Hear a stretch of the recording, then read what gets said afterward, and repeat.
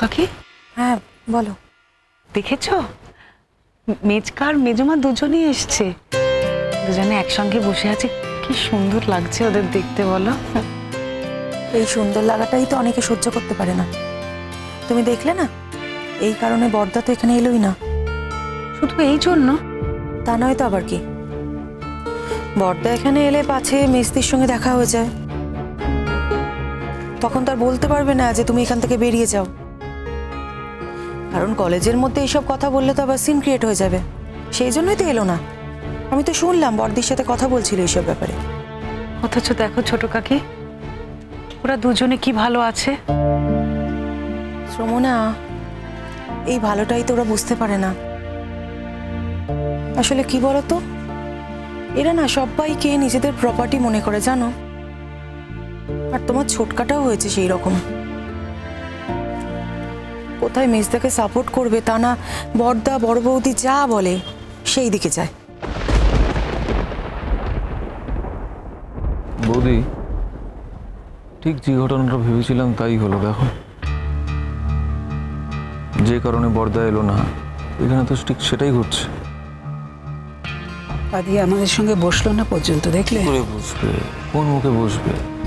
ও তো জানে যে অদিতি রায়চৌধুরীকে নিয়ে এখানে বসতে হলে আমরা এখান থেকে উঠে যেতাম, তাই না? আমার শুধু ভয় হচ্ছে শঙ্খ সবকিছু মেনে নিচ্ছে নাকি। সেটা কিন্তু কোনোভাবেই মেনে নিলে চলবে না বৌদি। ও এই বয়সে এখানে আসতে চাইছে শুধুমাত্র ডিরেক্টর হওয়ার লোভে, আমাদের প্রপার্টির লোভে। বুঝতে পারছো না সেটা তুমি? আমাদের বাকি বউরা ডিরেক্টর হয়েছে, তোকে ডিরেক্টর হতে হবে না। আমি তোমায় আগেও বলেছি বৌদি, আবারও বলছি, এই মহিলা কিন্তু মোটেই সুবিধার নয়। সে কি আমি জানি না? ওকে কি চিনতে বাকি আছে নাকি আমার? সংসারটা উচ্ছন্নে দিয়ে এখন ভাব দেখাচ্ছি, ভাব। আর আমার দেওরটাও হয়েছে তেমনি মেনিমুখ, বউ যেমন নাচাচ্ছে সেও নাচছে। এককালে যে ওর বউকে পাত্তাই দিত না সেটা খেয়ালই নেই। অপদার্থ। আমি তো আসতে চাইছিলামই না, তুমি জোর করে আমাকে নিয়ে এলে। দেখো, শুধু তোমার বাড়ির লোক নয়, কিন্তু তোমার ছেলেও এটা মেনে নেবে না। এই নিয়ে ফালতু একটা অশান্তি হবে, কোনো মানে হয় না।